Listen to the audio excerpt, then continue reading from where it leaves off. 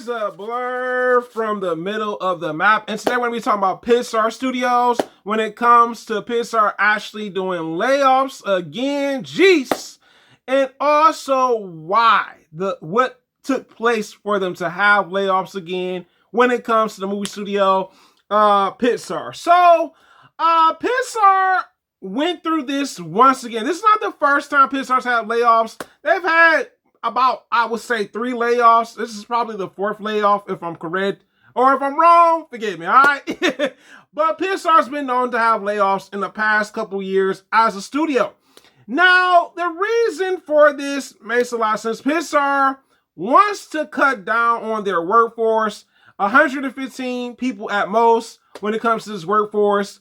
And literally, Pixar confirms that literally they want to make competitive movies. They want to put out more movies, of course. I actually did a video where Pixar talks about releasing movies. Like, there's actually a decent amount of movies they're trying to put out, of course, throughout the years that's coming up. And honestly, I'm not mad at this. I think Pixar, most of the time, their movies, they do really good. And there's some that don't do really good at all. I'm keeping a buck and a bean with you guys because, like I said, Pixar is one of my favorite studios under Disney and everything. But yes, there are some things that Pixar does not deliver when it comes to movies. But it's unfortunate because people are going to lose jobs, of course, right? But Pixar wants to put more movies out into the ecosystem in theaters. So I'm not mad at that.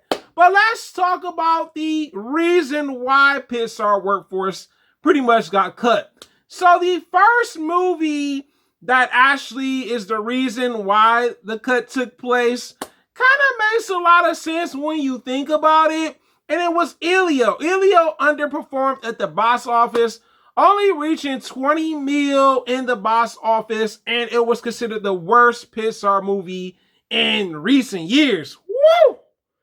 I did not know that. I was like, whoa, pause. Pump the brakes, right?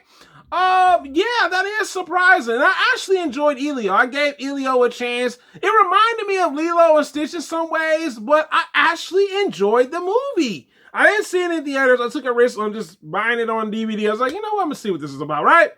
I'm surprised. Elio, it was a sci-fi movie. I don't know. Maybe Pixar's just trying to figure out their footing when it comes to movies still. When it comes to, like, I guess, newer Pixar films.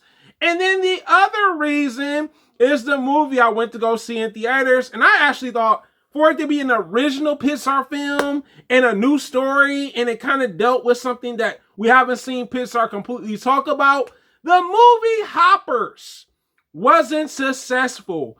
And it only did $1 million in the box office, of course. I think Pixar is unrealistic. Let me just keep it a buck and a bean with you guys. What does blerd Mad 365 mean by that? Pixar, it's nothing wrong with movies making $1 million, all right? I don't see anything wrong with it. I'm like, $1 million? It's not even like less than that. You know what I'm saying?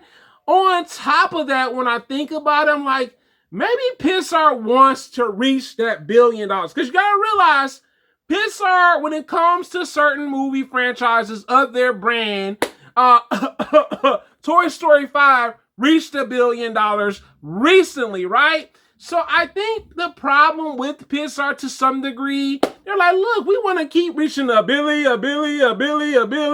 And they're like, we don't want to reach $1 million. And I'm like, Pixar, some of your movies are good at $1 million. Like, right? When you really think about it. So I think Pixar has higher expectations when it comes to some of their movie releases. And I'm not mad at them for that, right? Sometimes you have high expectations on what you want things to be like when it comes to something that you're creating for a movie studio. And maybe they're like, look, we would love to see these movies reach $1 billion because we've done that before. This has been done before. We want to see it happen again, reduplicate the magic. So, I don't know, man. I think Pixar's hard on themselves. They're really hard on themselves. I get it that you guys do layoffs. That's a thing at jobs, of course. It's unfortunate that some people no longer work at these places that may have contributed to Pixar movies that came out and everything. But I think Pixar is very hard on them. So they're like their toughest critic. Like, oh, that movie didn't do good? We didn't reach $1 billion? Guess what? We're going to be cutting people again. I'm like, Pixar, you sure about that? You sure about that? I don't know, man. I think Pixar is like literally like we gotta reach $1 billion. Like if it's not $1 billion and it's only $1 million, it's not as successful as we want it to be. So I don't know, man. Like when I think about this now, I'm like, Pixar, why are you going this direction when it comes to your movies? I get that you guys want to actually put out more movies in the ecosystem and to be competitive in the market, of course. But I'm just like, But it is the hardest working blerd on YouTube, guys. You tell me in the comments, are you surprised on the movies that caused Pixar to do the layoff? You tell me in the comments, guys. It is the hardest working blerd on YouTube, guys. Thank you so much for you guys that have been subscribing. And also, if you're subscribed to the channel, don't forget to hit the comments and also like the videos. That helps me get out into the YouTube algorithm. And also share that video if you want to. And also feel free to check out videos you missed out on. It is the hardest working blerd on YouTube, guys. And I am out.